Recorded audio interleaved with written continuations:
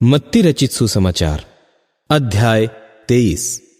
तब यीशु ने भीड़ से और अपने चेलों से कहा, शास्त्री और फरीसी मूसा की गद्दी पर बैठे हैं, इसलिए वे तुमसे जो कुछ कहें वह करना और मानना, परंतु उनके से काम मत करना, क्योंकि वे कहते तो हैं पर करते नहीं।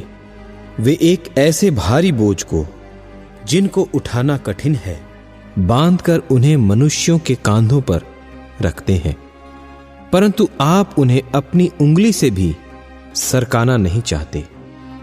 वे अपने सब काम लोगों को दिखाने के लिए करते हैं। वे अपने तावीज़ों को चौड़े करते और अपने वस्त्रों की कोरें बढ़ाते हैं। जिवनारों में मुख्य मुख्य जगहें और सभा में मुख्य मुख्य आसन और बाजारों में नमस्कार और मनुष्यों में रब्बी कहलाना उन्हें भाता है। परंतु तुम रब्बी न कहलाना, क्योंकि तुम्हारा एक ही गुरु है और तुम सब भाई हो।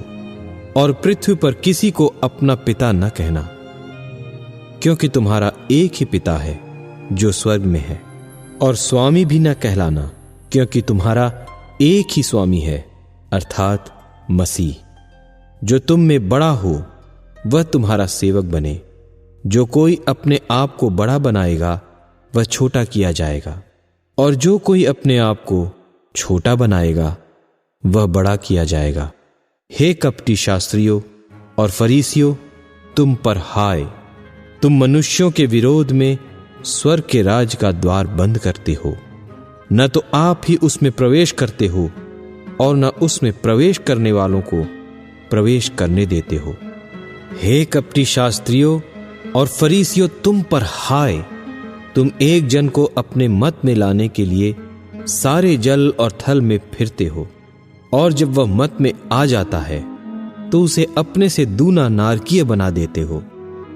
हे अंधे अगुवो, तुम पर हाय!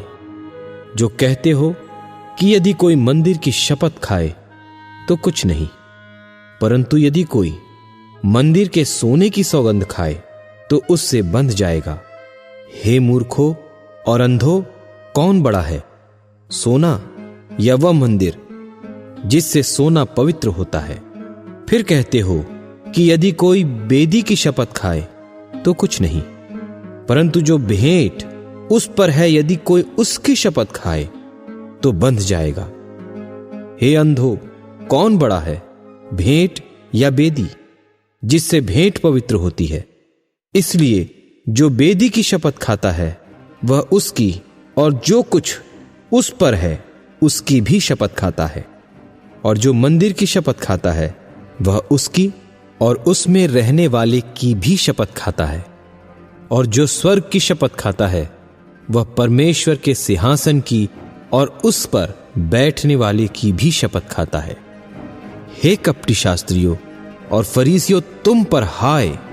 तुम पोदीने और सौंफ और जीरे का 10वां अंश देते हो, परंतु तुमने व्यवस्था की गंभीर बातों को, अर्थात न्याय और दया और विश्वास को छोड़ दिया है।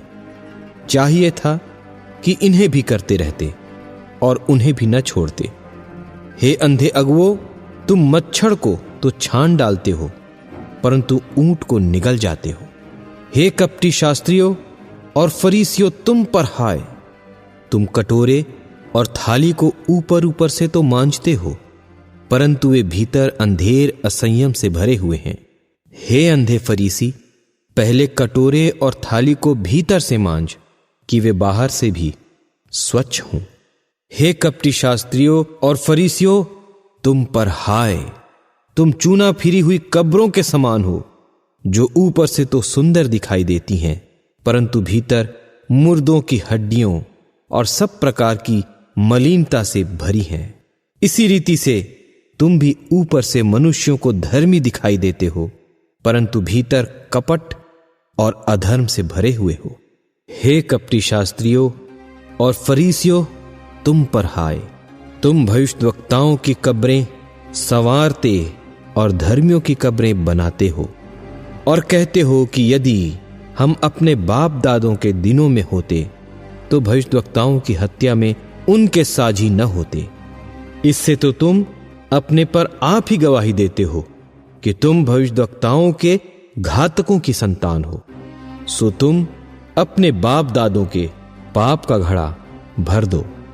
हे सांपों, हे करैतों के बच्चों, तुम नरक के दंड से क्यों कर बचोगे?